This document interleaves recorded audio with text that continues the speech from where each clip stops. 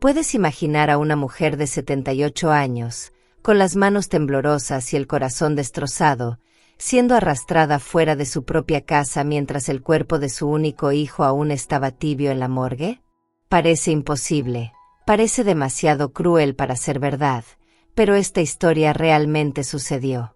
Y lo que pasa al final te dejará completamente sin palabras. Todo comenzó en una casa humilde del interior, donde una madre dedicó cada gota de sudor, cada noche sin dormir, cada centavo ahorrado para construir un hogar y un futuro para su hijo. Pero el destino, el destino tiene formas misteriosas de revelar quién realmente merece qué. Y cuando la verdad finalmente salió a la luz, nadie estaba preparado para lo que ocurrió.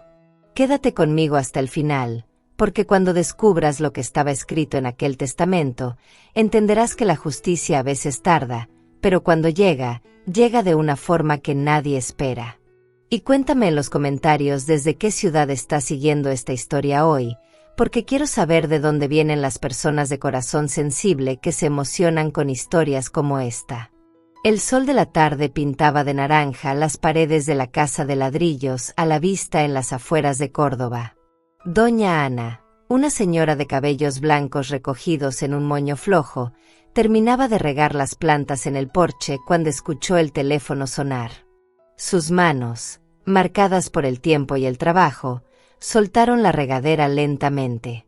Algo en su corazón, ese sexto sentido que solo las madres poseen, le decía que aquella llamada cambiaría todo para siempre. La casa donde Ana vivía no era grande, pero cada centímetro de aquel lugar contaba una historia. Las paredes guardaban las marcas de altura de Diego cuando era niño, los arañazos en el marco de la puerta de la cocina hechos por un perro que ya no existía, las manchas de pintura en el suelo de madera de cuando su hijo decidió que sería pintor a los 12 años. Cada grieta, cada imperfección de aquel hogar era un capítulo de una vida entera dedicada a criar a un hijo sola. Ana había quedado viuda cuando Diego tenía apenas 6 años.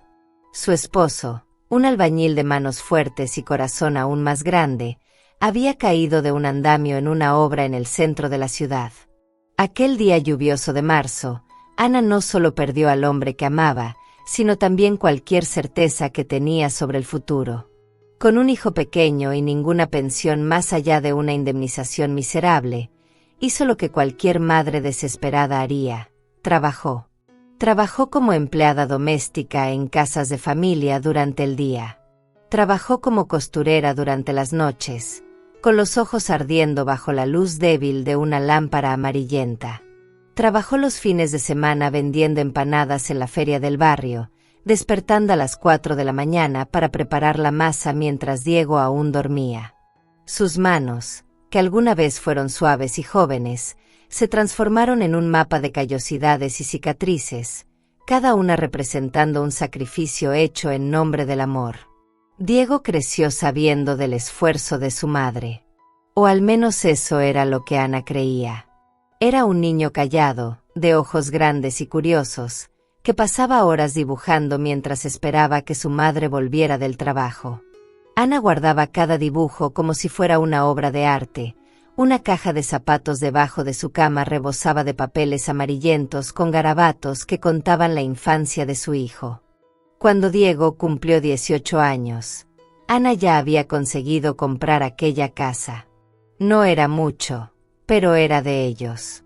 El terreno había sido adquirido con años de ahorro, centavo por centavo, guardados en una lata de galletas escondida en el fondo del armario. La construcción fue hecha poco a poco, una habitación a la vez, con la ayuda de vecinos solidarios y materiales comprados en oferta. Ana recordaba cada ladrillo colocado, cada bolsa de cemento cargada, cada noche durmiendo en el suelo mientras las paredes subían a su alrededor. Diego estudió con beca en una escuela técnica y consiguió un empleo en una empresa de contabilidad a los 22 años. Ana lloró de orgullo el día que vio a su hijo vestido con una camisa formal, saliendo para su primer día de trabajo. Todas aquellas noches sin dormir, todos aquellos domingos vendiendo empanadas bajo el sol abrasador, todo había valido la pena. Fue en esa empresa donde Diego conoció a Daniela. Daniela era secretaria del director financiero, una joven de 25 años con cabello negro siempre impecablemente arreglado y uñas pintadas de rojo oscuro.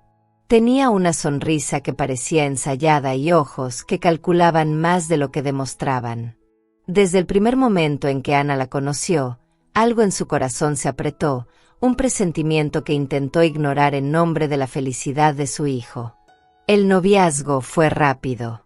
En 6 meses, Diego ya hablaba de matrimonio. Ana intentó conversar con él, sugirió que esperaran más, que se conocieran mejor, pero Diego estaba enamorado de una forma que cegaba cualquier razón. Daniela sabía exactamente qué decir, cómo actuar, qué máscara usar en presencia de su suegra. Traía flores los domingos, ayudaba a lavar los platos, elogiaba la comida de Ana con una efusividad que sonaba ensayada. La boda ocurrió en una tarde de primavera, en una iglesia pequeña del barrio. Ana cosió su propio vestido para la ocasión, una tela azul marino comprada con descuento en una tienda del centro. Observó a su hijo en el altar, tan guapo en su traje alquilado, y sintió una mezcla de orgullo y miedo que no conseguía explicar. Cuando Daniela caminó por la nave de la iglesia, con un vestido blanco que seguramente había costado más de lo que Ana ganaba en 3 meses, la madre de Diego tragó sus preocupaciones y sonrió. Los primeros meses de matrimonio fueron relativamente pacíficos. Diego y Daniela vivían en un apartamento alquilado en el centro, y Ana continuaba en su casa, visitando a su hijo los domingos para almuerzos en familia. Pero poco a poco, las visitas fueron haciéndose menos frecuentes. Daniela siempre tenía una excusa: estaban cansados, tenían compromisos, necesitaban tiempo a solas. Ana entendía, o intentaba entender. Las parejas jóvenes necesitaban espacio. 2 años después de la boda, el dueño del apartamento decidió vender el inmueble.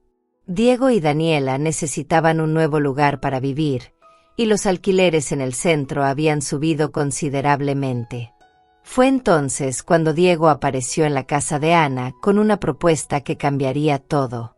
«Mamá», dijo, sentado en la misma silla donde se sentaba cuando era niño, «¿y si usted pusiera la casa a mi nombre? Así podría usarla como garantía para un financiamiento, comprar un apartamento más grande para nosotros. Usted seguiría viviendo aquí, claro. Nada cambiaría».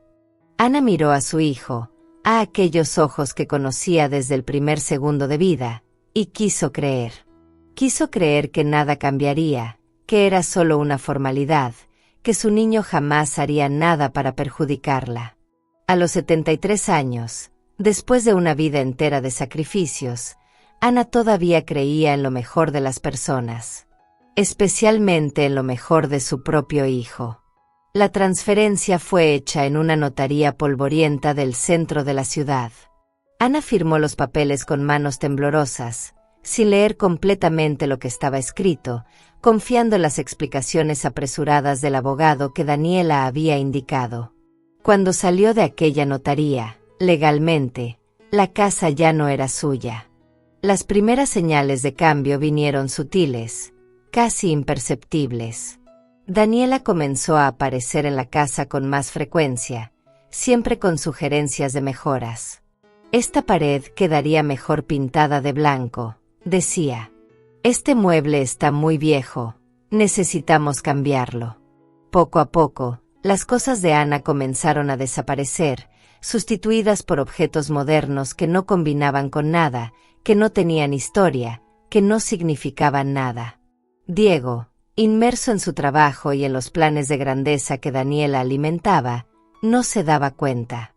O no quería darse cuenta. Cuando Ana intentaba conversar con él, Daniela siempre estaba cerca, siempre interrumpiendo, siempre cambiando de tema. La relación entre madre e hijo fue volviéndose cada vez más distante, mediada por una mujer que tenía sus propios planes. 5 años pasaron. Ana ahora tenía 78 años, sus cabellos estaban completamente blancos, sus manos más temblorosas, sus pasos más lentos. La casa que ella había construido ladrillo por ladrillo ya no parecía suya. Daniela había convencido a Diego de hacer una reforma completa, derribando paredes, cambiando pisos, pintando todo de colores fríos e impersonales. Las marcas de altura de Diego habían desaparecido bajo capas de pintura. Los arañazos en el marco de la puerta fueron lijados y barnizados. La caja de dibujos debajo de la cama de Ana fue considerada basura y tirada sin que nadie la consultara. Ana vivía ahora en un cuartito en el fondo de la casa, una habitación que antes era usada como depósito. Sus cosas, sus memorias, su vida entera estaba comprimida en 4 paredes que olían a humedad y soledad. Daniela la trataba con una cordialidad gélida, pidiéndole que no hiciera ruido, que no usara la cocina mientras tenía visitas, que permaneciera invisible. Diego trabajaba cada vez más. Había sido promovido a gerente, pasaba largas horas en la oficina, llegaba a casa demasiado tarde para percibir las lágrimas silenciosas que su madre derramaba en el cuartito del fondo. Cuando Ana intentaba conversar con él sobre cómo se sentía, Daniela siempre aparecía con alguna emergencia, alguna necesidad urgente que requería la atención inmediata de Diego. Fue en una tarde de otoño cuando la tragedia ocurrió. Diego estaba volviendo del trabajo cuando un camión se pasó el semáforo en rojo en una avenida transitada. El coche de Diego fue golpeado de lleno por el lado del conductor. Los paramédicos dijeron que no sufrió, que fue instantáneo, que no hubo dolor. Pero Ana sabía que esas palabras eran dichas para consolar, no para informar. El dolor de perder a un hijo no puede ser aliviado por ninguna frase, por ninguna explicación, por ninguna lógica. Ana estaba regando las plantas cuando recibió la llamada. Era del hospital, una voz femenina y profesional informando que su hijo había sido víctima de un accidente de tráfico y que no había resistido a las heridas. El teléfono escapó de sus manos, cayendo al suelo de cerámica y rompiéndose en pedazos. Pero Ana no escuchó el ruido. No escuchó nada más allá del silencio ensordecedor que se instaló en su corazón. Las horas siguientes fueron un borrón de dolor y desesperación. Ana no recordaba cómo había llegado al hospital, quién la había llevado, qué había dicho. Solo recordaba el rostro de Diego, pálido y sereno bajo las sábanas blancas, pareciendo dormir como cuando era niño. Recordaba haber sostenido su mano fría y haber suplicado para que despertara, para que todo no fuera más que una pesadilla terrible. Daniela llegó al hospital 1 hora después, los ojos secos, el rostro compuesto. Habló con los médicos, firmó papeles, hizo llamadas. En ningún momento derramó una lágrima. En ningún momento abrazó a Ana ni ofreció ninguna palabra de consuelo. Trataba la muerte de Diego como si fuera una tarea administrativa más, un problema más a ser resuelto con eficiencia y frialdad. El velorio fue realizado en la misma iglesia donde Diego se había casado 5 años antes. Ana se sentó en la primera fila, el cuerpo encorvado por el dolor, las lágrimas escurriendo sin cesar por su rostro arrugado. Daniela se sentó al lado, recibiendo condolencias con una dignidad ensayada, vestida de negro de la cabeza a los pies, interpretando el papel de viuda devastada con la precisión de una actriz consumada. Vecinos y compañeros de trabajo desfilaron ante el ataúd, murmurando palabras de consuelo que Ana no conseguía escuchar. Ella miraba el rostro de su hijo, recordando al bebé que había sostenido en sus brazos por primera vez, al niño que corría por la casa pidiendo historias antes de dormir, al joven que había prometido cuidarla para siempre. Todas aquellas promesas, todos aquellos momentos, ahora yacían inmóviles bajo una tapa de madera pulida. El entierro fue al atardecer. Ana arrojó la primera porción de tierra sobre el ataúd, sus manos temblando tanto que necesitó ayuda para mantenerse de pie. Cuando todo terminó, cuando los sepultureros comenzaron a cerrar la tumba, Ana sintió que parte de su propia alma estaba siendo enterrada junto con su hijo. Los días siguientes fueron los más difíciles de su vida. Ana vagaba por la casa como un fantasma, sin conseguir comer, sin conseguir dormir, sin conseguir encontrar sentido en continuar respirando. El dolor era físico, un peso concreto en su pecho que hacía de cada movimiento un esfuerzo hercúleo. Daniela, por su parte, parecía extrañamente activa. Pasaba horas al teléfono, recibía visitas de hombres de traje que Ana no reconocía, revisaba pilas de documentos en la mesa del salón. Algo estaba siendo planeado, algo estaba siendo preparado, pero Ana estaba demasiado inmersa en su luto para prestar atención. Fue exactamente una semana después del entierro cuando todo sucedió. Ana se había despertado temprano aquella mañana, incapaz de dormir más de unas pocas horas seguidas desde la muerte de Diego. Estaba sentada en la cocina, las manos envolviendo una taza de café frío que no tenía intención de beber, cuando Daniela entró. Vestía ropa casual, jeans y camiseta, el luto aparentemente ya olvidado. Sus ojos tenían un brillo diferente, una determinación que Ana no conseguía descifrar. «Tenemos que hablar», dijo Daniela, sentándose en la silla frente a Ana. «Sobre el futuro». Ana levantó los ojos, confundida. «¿Futuro?» Daniela cruzó las piernas, sus dedos tamborileando en la mesa con impaciencia. «Esta casa, como sabes, está a nombre de Diego. Ahora que él se ha ido, yo soy la heredera legal.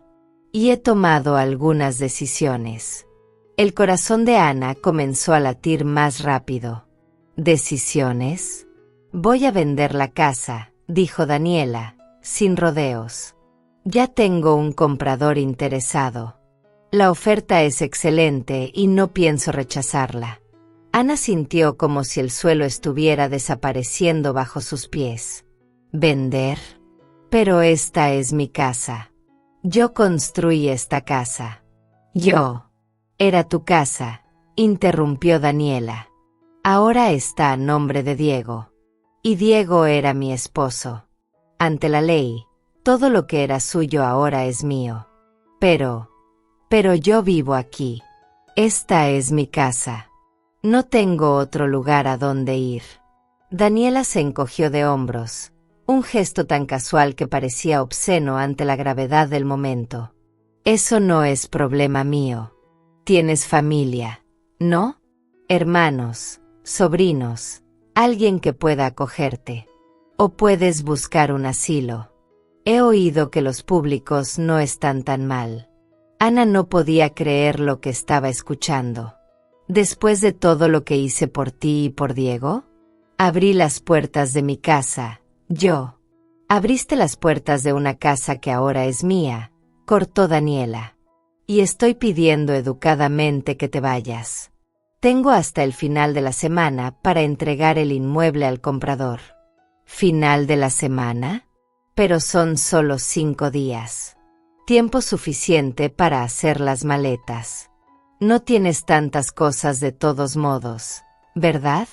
Ana sintió las lágrimas escurriendo por su rostro, pero no tenía fuerzas para limpiarlas.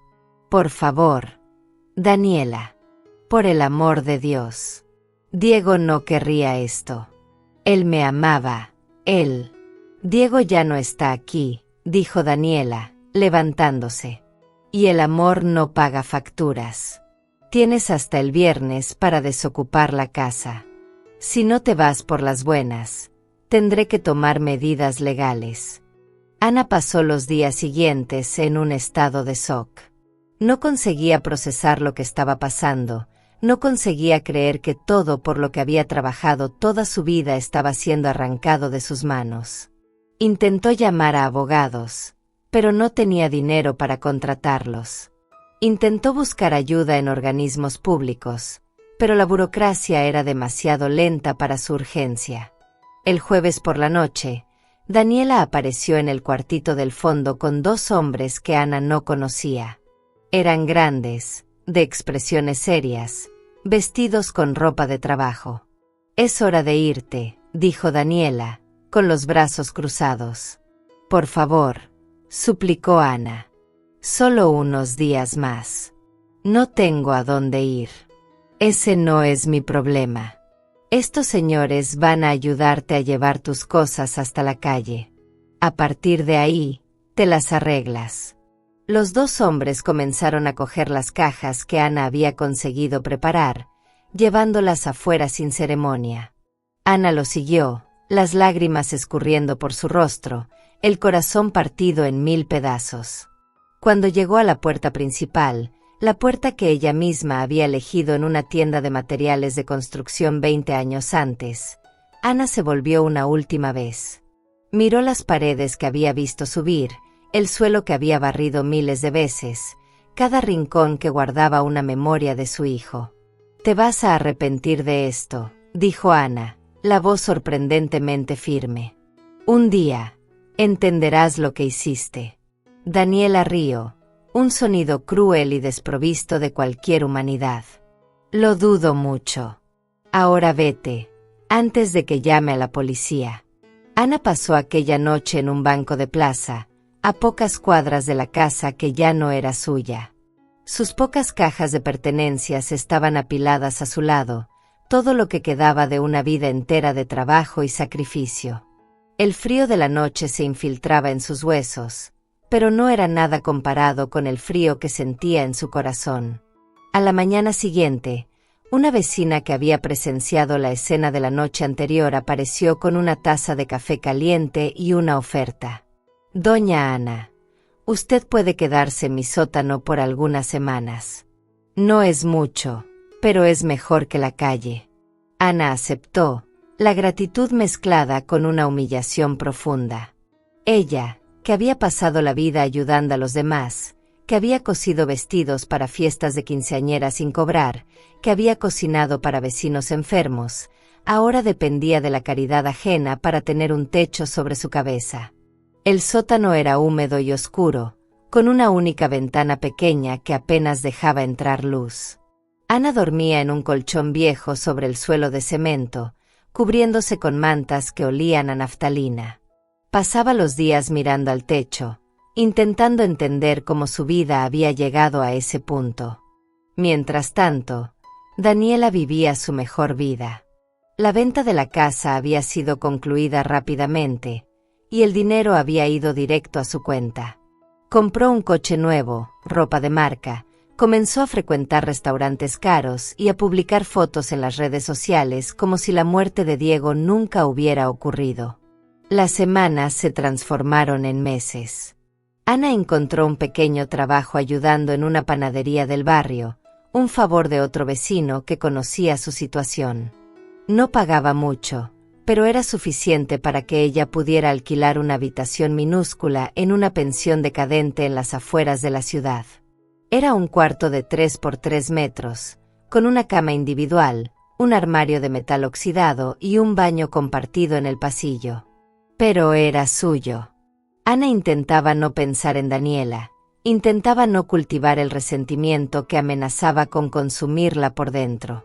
En las noches más difíciles, cuando la soledad era insoportable, se encontraba conversando con Diego, pidiéndole perdón por haber confiado en la persona equivocada, prometiendo que intentaría ser fuerte, que intentaría continuar. Fue en una de esas noches, exactamente 6 meses después de la muerte de Diego, cuando llegó una carta. Ana no recibía correspondencia. No tenía a nadie que le escribiera, nadie que supiera su dirección en la pensión. Cuando la dueña del establecimiento le entregó el sobre blanco, con su nombre escrito en letras formales, Ana sintió un escalofrío recorrer su espina. La carta era de un despacho de abogados en el centro de la ciudad.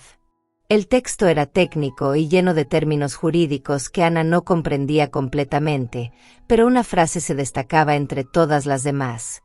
Usted está convocada para la lectura oficial del testamento de Diego Martínez. Ana tuvo que leer aquella frase 3 veces antes de entender su significado. ¿Testamento?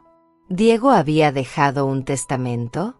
¿Y por qué ella estaba siendo convocada, si Daniela ya se había quedado con todo? La fecha marcada era para la semana siguiente. Ana pasó aquellos días en un estado de ansiedad constante, sin conseguir dormir, sin conseguir comer, imaginando lo que aquello podría significar. Parte de ella se negaba a tener esperanza, a creer que algo podría cambiar. Ya había sufrido demasiado para permitirse soñar. El día de la lectura, Ana despertó antes del amanecer. Vistió su mejor ropa, un vestido azul marino que había traído consigo el día de la expulsión, y caminó hasta el centro de la ciudad. No tenía dinero para el autobús, así que fue a pie, sus pasos lentos pero determinados, su corazón latiendo cada vez más fuerte a medida que se acercaba a la dirección indicada en la carta. El despacho de abogados quedaba en un edificio antiguo de fachada imponente.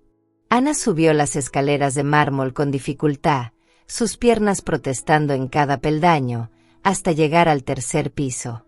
La recepcionista la miró con curiosidad, claramente sorprendida por la apariencia humilde de aquella señora, pero fue educada al indicarle la sala de reuniones. Cuando Ana abrió la puerta, lo primero que vio fue a Daniela. Estaba sentada en un sillón de cuero, vestida con un traje negro que seguramente costaba más que el salario de un mes en la panadería donde Ana trabajaba. Sus ojos se agrandaron al ver entrar a su suegra, y por un momento, su compostura habitual vaciló. «¿Qué hace ella aquí?», preguntó Daniela al abogado, un hombre de cabellos grises y gafas de montura gruesa que estaba sentado a la cabecera de la mesa. «La señora Ana es una de las beneficiarias mencionadas en el testamento», respondió el abogado, indicando una silla para Ana. «Por favor, siéntese. Vamos a comenzar». Ana se sentó, las manos temblando sobre el regazo. No miraba a Daniela, no conseguía. Si la miraba, no sabía si conseguiría mantener la compostura. El abogado carraspeó, abriendo una carpeta de documentos frente a él. «Estamos aquí para la lectura oficial del testamento dejado por Diego Martínez, fallecido hace 6 meses. El documento fue registrado en notaría hace aproximadamente 3 años, y fue mantenido en secreto hasta esta fecha, conforme a instrucciones del propio señor Martínez». 3 años, pensó Ana. Diego había escrito aquel testamento 3 años antes de morir. Solo 2 años después de la boda.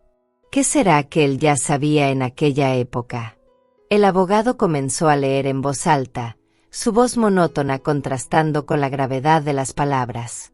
«Yo, Diego Martínez, en pleno uso de mis facultades mentales, declaro este como mi último testamento, revocando cualquier otro anterior. Primeramente, quiero dejar registrado que este documento fue escrito por mi propia voluntad, sin ninguna influencia externa, y representa mi verdadera intención sobre la distribución de mis bienes después de mi muerte». Ana escuchó a Daniela removerse en la silla, impaciente. El abogado continuó. «A mi esposa, Daniela, le dejo la cantidad de 10,000 pesos, depositados en una cuenta de ahorro específica para este fin. Este valor representa exactamente lo que ella contribuyó financieramente durante nuestro matrimonio, y considero justo que reciba de vuelta lo que invirtió». El silencio que siguió fue ensordecedor. Ana vio el rostro de Daniela palidecer, su boca abrirse en una protesta muda. «Esto no puede estar bien», dijo Daniela, su voz chillona. «La casa está a su nombre. Yo soy la esposa. La ley dice que…». El abogado levantó la mano, pidiendo silencio. «Si la señora permite, hay más». Daniela cerró la boca, pero sus ojos centelleaban de furia. «A mi madre, Ana Martínez, le dejo todo el resto de mis bienes, incluyendo, pero no limitado a, la casa ubicada en la calle de las Flores, número 342, que aunque esté registrada a mi nombre, fue construida enteramente con el sudor y sacrificio de mi madre, y por lo tanto, moralmente siempre fue de ella. Le dejo también todos mis ahorros, mis inversiones, y cualquier otro bien que llegue a poseer en el momento de mi muerte».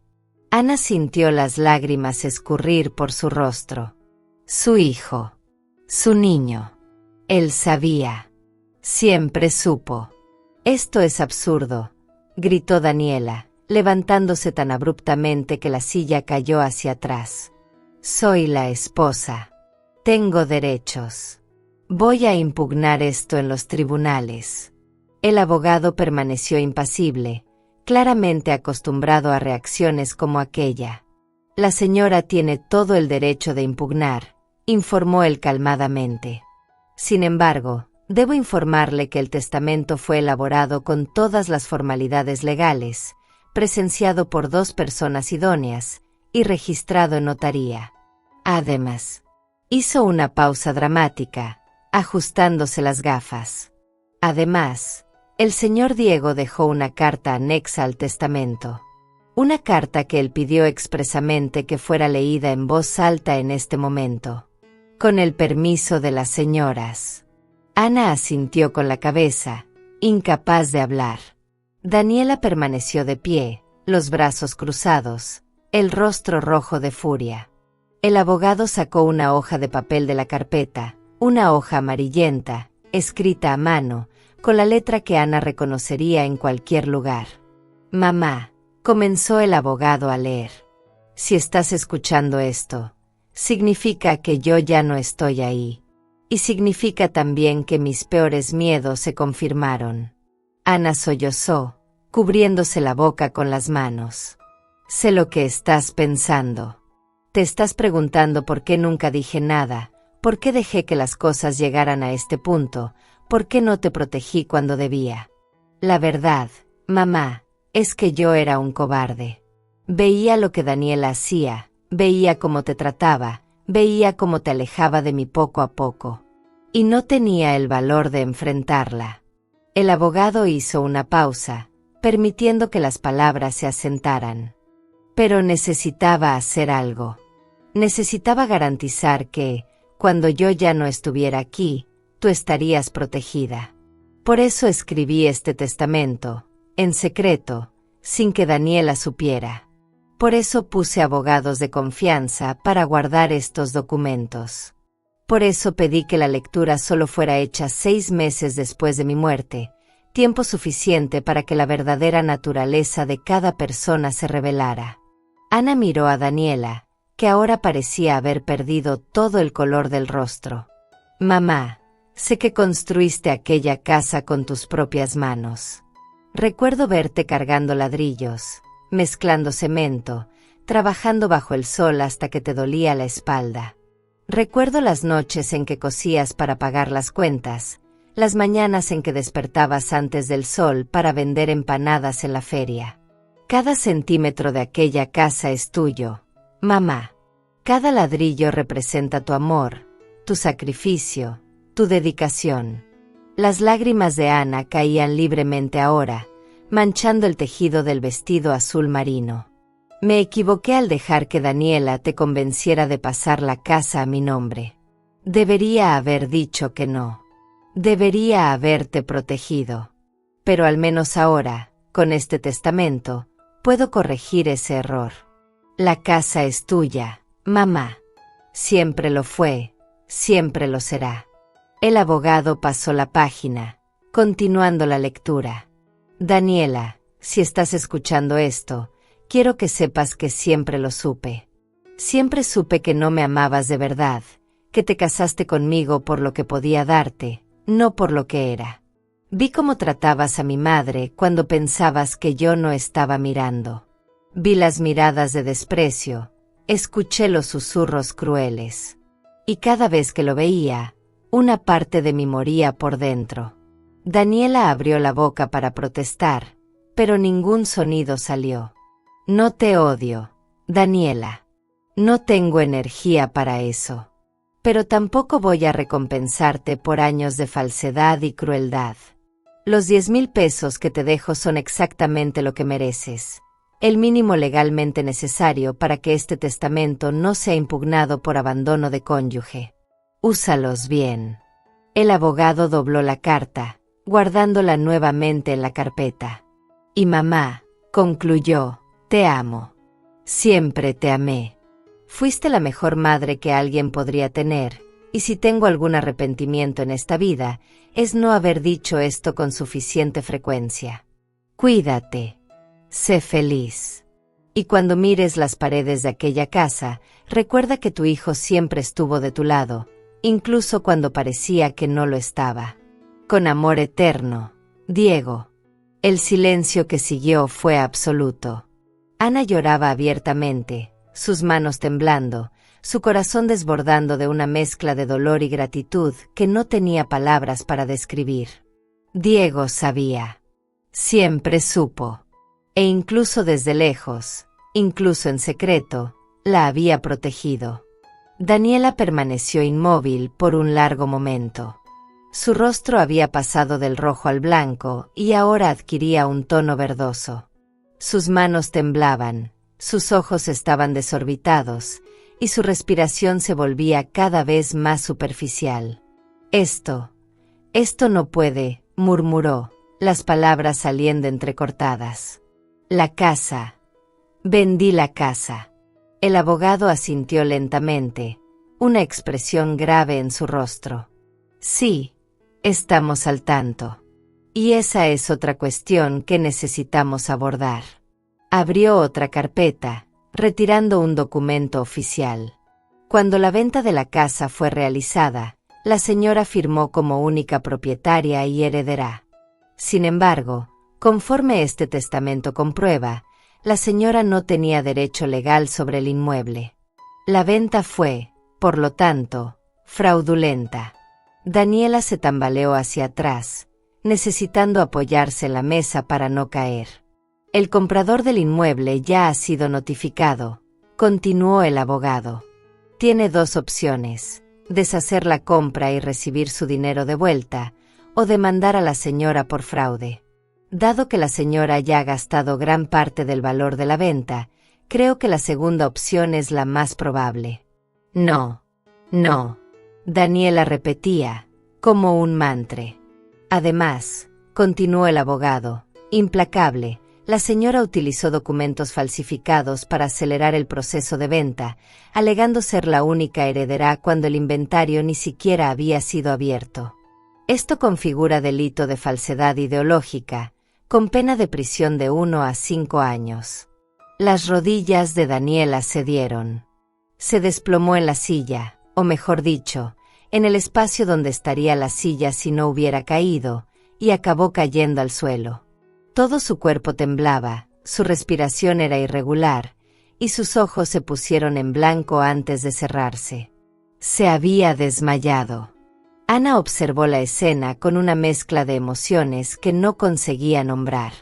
Parte de ella sentía una satisfacción amarga al ver a Daniela finalmente cosechar lo que había sembrado. Otra parte, aquella parte que había pasado la vida entera cuidando de los demás, quiso levantarse y ayudar. Pero sus piernas no obedecían, y tal vez, pensó ella, era mejor así. El abogado llamó a la recepcionista, que proporcionó agua y sales. Daniela fue reanimada, todavía desorientada, todavía incrédula, todavía incapaz de procesar el giro completo que su vida acababa de sufrir. Las semanas siguientes fueron un torbellino de procedimientos legales. El comprador de la casa, un empresario local que había planeado transformar el inmueble en un pequeño comercio, optó por deshacer la compra y demandar a Daniela por fraude. Sin dinero para devolver el valor total de la venta, ya que había gastado buena parte en lujos innecesarios, Daniela enfrentaba no solo el proceso civil, sino también el proceso penal por falsedad ideológica. Ana, por su parte, recuperó su casa. Cuando cruzó la puerta principal por primera vez después de meses de exilio, las lágrimas que escurrieron por su rostro eran diferentes. Ya no eran lágrimas de dolor o desesperación. Eran lágrimas de alivio, de gratitud, de una justicia tardía pero profundamente merecida. La casa estaba diferente. Es verdad. Las reformas de Daniela habían cambiado muchas cosas. Las paredes tenían colores que Ana no reconocía, los muebles eran extraños, y muchas de sus memorias habían sido borradas. Pero los cimientos eran los mismos. Los ladrillos que ella había cargado todavía sostenían las paredes. El techo que ella había ayudado a instalar todavía protegía de la lluvia. Y más importante, era suya. Legalmente, moralmente, eternamente suya. Los vecinos que habían presenciado la expulsión de Ana aparecieron en los días siguientes, trayendo flores, pasteles, ofertas de ayuda para reorganizar la casa. La historia se había extendido por el barrio, y todos querían demostrar su apoyo a la señora que había sido tan injustamente tratada. La dueña de la pensión donde Ana había vivido rechazó el último mes de alquiler. «Considérelo un regalo», dijo, abrazando a Ana con fuerza. «Usted merece toda la felicidad del mundo». El dueño de la panadería donde Ana había trabajado le ofreció un empleo permanente, pero Ana rechazó gentilmente. «Quiero descansar», dijo. «Quiero disfrutar de mi casa. Quiero finalmente vivir en paz». Y fue exactamente lo que hizo. Ana pasó los meses siguientes reconstruyendo su hogar. No en el sentido físico, aunque hizo algunos cambios aquí y allá, repintando paredes con colores más cálidos, trayendo de vuelta algunos muebles que había conseguido recuperar. La reconstrucción era principalmente emocional. Cada día que pasaba en aquella casa era un día de sanación, un día de reconexión con las memorias de Diego, un día de perdón. Sí, perdón. Porque Ana, a pesar de todo, no conseguía odiar a Daniela. Sentía lástima de ella, en realidad. Lástima de una mujer tan vacía por dentro que necesitaba llenarse con cosas materiales. Lástima de alguien que nunca conocería el amor verdadero, porque era incapaz de ofrecerlo. Daniela, por su parte, enfrentaba las consecuencias de sus acciones. El proceso penal resultó en una condena de 2 años de prisión, convertida en servicios comunitarios y pago de multa por ser rea primaria. El proceso civil la obligó a vender todo lo que poseía para resarcir al comprador de la casa, incluyendo el coche nuevo y la ropa de marca. Al final, Daniela quedó con menos de lo que tenía antes de conocer a Diego, y con antecedentes penales que la acompañarían el resto de su vida. Ana supo de estas noticias por los vecinos, que se encargaban de mantenerla informada. Escuchó con expresión neutra, sin celebrar, sin lamentar. La vida de Daniela ya no era problema suyo. Un año después de la lectura del testamento, Ana estaba sentada en el porche de su casa, regando las plantas que había replantado, cuando una joven apareció en la puerta. Era hija de uno de los vecinos, una estudiante de Derecho que había seguido todo el caso. «Doña Ana», dijo la joven, «estoy escribiendo un artículo sobre justicia y herencia para la facultad. ¿Le importaría darme una entrevista?» Ana pensó por un momento, después sonrió. «Entra. Hija. Voy a hacer café». Mientras conversaban, Ana reflexionó sobre todo lo que había pasado. Sobre el dolor de perder a su hijo, sobre la humillación de ser echada de su propia casa, sobre los meses de miseria y desesperación. Pero también sobre la redención, sobre la justicia, sobre el amor que Diego había demostrado incluso después de la muerte. «¿Sabes lo que aprendí con todo esto?», dijo Ana, sus ojos brillando con una sabiduría conquistada a duras penas. «Aprendí que la verdad siempre aparece. Puede tardar, puede parecer que nunca va a llegar, pero llega. Y cuando llega, nadie puede huir de ella». La joven anotaba todo, fascinada. «¿Usted no siente rabia hacia Daniela?», preguntó. Ana negó con la cabeza. «La rabia consume por dentro», explicó. «Pasé meses sintiendo rabia, y casi me destruí. Después entendí que la rabia no daña a quien nos hizo mal. Nos daña a nosotros mismos. Entonces decidí soltar. Decidí perdonar. No por ella, sino por mí». «¿Y sobre Diego? ¿Usted siente que él debería haber hecho más cuando estaba vivo?». Ana suspiró, sus ojos volviéndose hacia una foto enmarcada en la pared, la única foto que había conseguido recuperar, mostrando a Diego de niño, sonriendo, con pintura en las manos. «Mi hijo era humano», dijo. «Cometió errores, como todos nosotros. Pero al final, hizo lo que pudo para arreglar las cosas. Me protegió de la única forma que sabía. Y por eso, estoy eternamente agradecida. Cuando la joven se fue, Ana permaneció en el porche, observando el atardecer pintar el cielo de naranja y rosa. Pensó en Diego, en cómo estaría orgulloso de verla allí, en paz, en su propia casa. Pensó en los años de lucha, en los sacrificios, en las lágrimas derramadas. Y pensó en cómo, al final, todo había valido la pena. La justicia, reflexionó, no siempre viene en la forma que esperamos. A veces viene tarde. A veces viene de maneras inesperadas. A veces viene de un hijo que, incluso en silencio, nunca dejó de amar.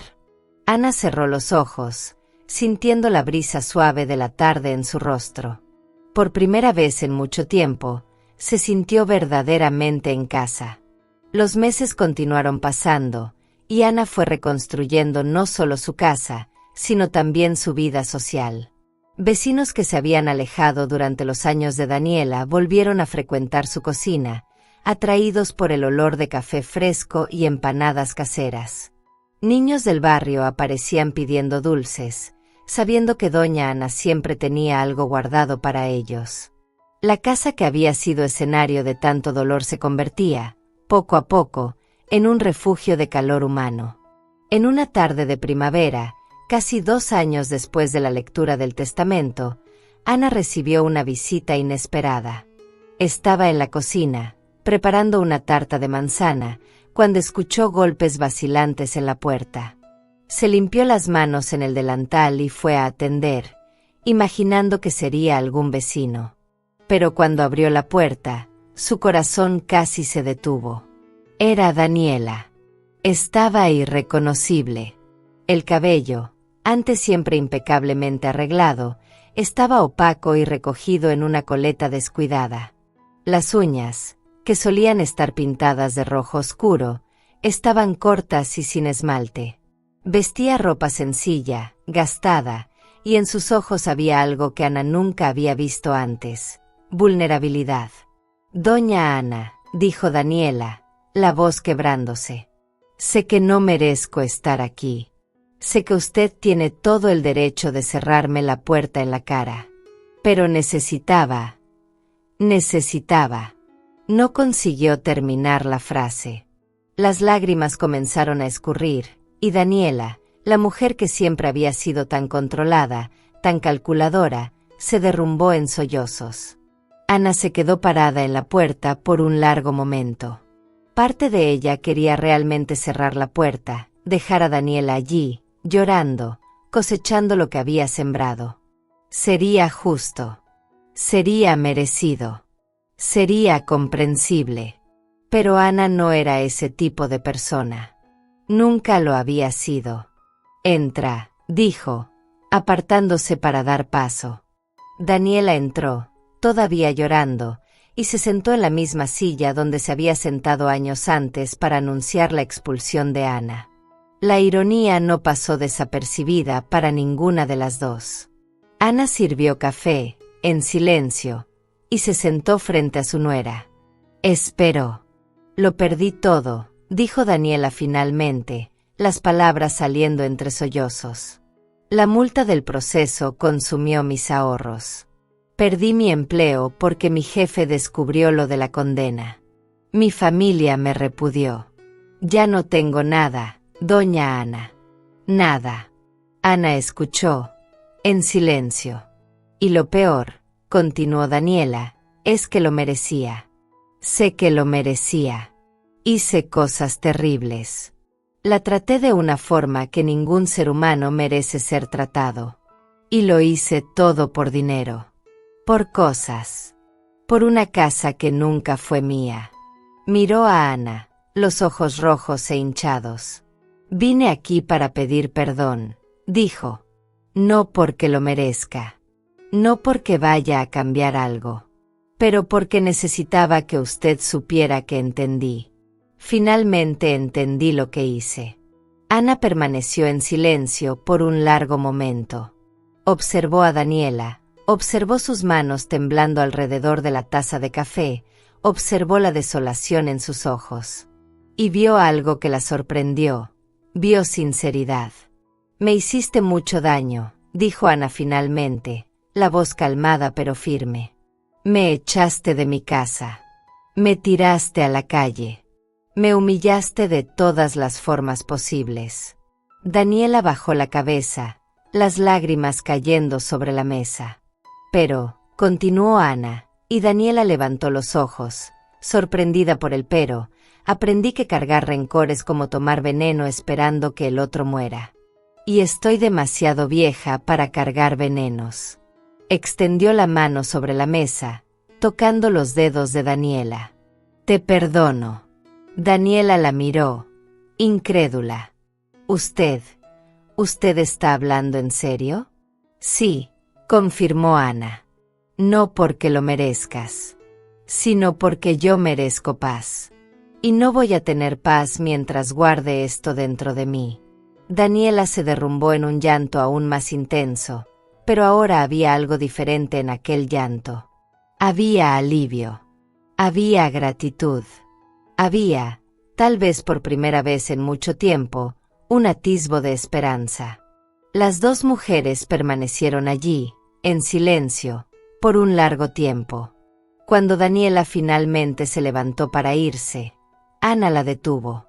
«Espera», dijo, entrando en la cocina.